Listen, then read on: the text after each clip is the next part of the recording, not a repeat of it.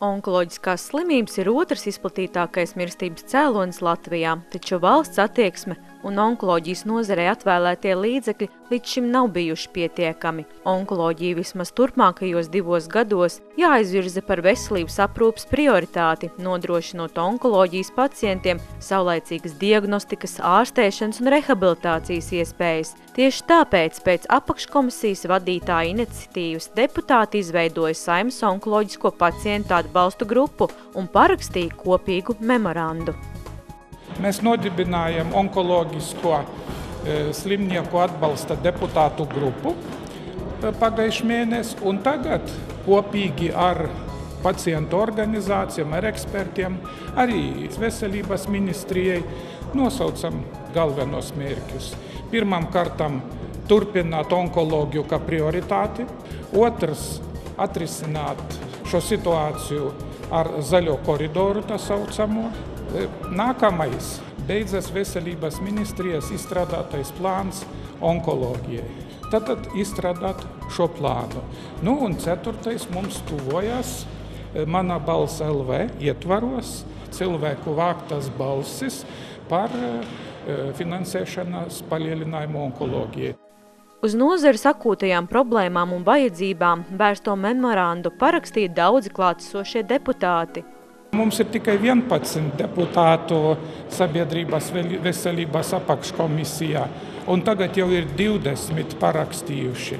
Tad es sapratu, ka tā ir sirdslieta un ka tā nav tukša skaņa.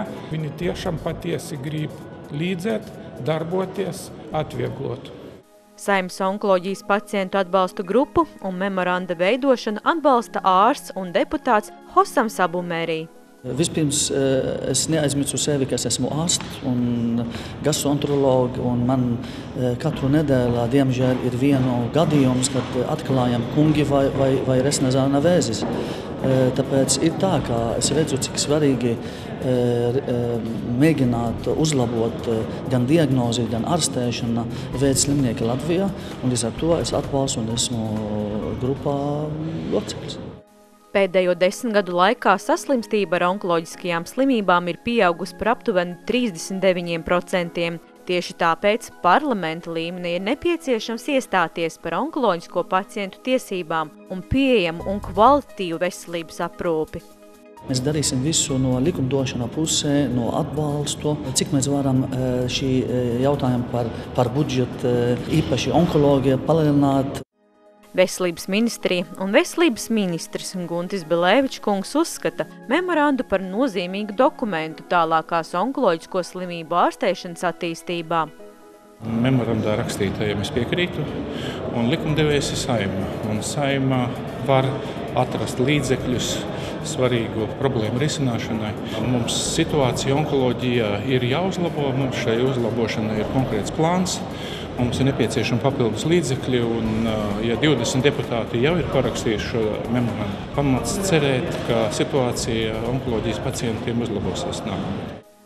Virknē onkoloģisko diagnožu gadījumos valsts neapmaksā ārstēšanu ar modernāko terapiju vai bioloģiskajiem medikamentiem. Līdz ar to veselības ministrija ir uzņēmusies rūpes mainīt šo situāciju. Es jau šobrīd vedu pārunas ar farmācijas industriju, lai mēs apmaksātu tikai veiksmes gadījumā medikamentus, ļoti modernus medikamentus zarnuvēža ārstēšanai. Tikai mēs visi kopā varam cīnīties pret onkoloģiskajām saslimšanām, un valstī ir jārūpējas par saviem iedzīvotājiem.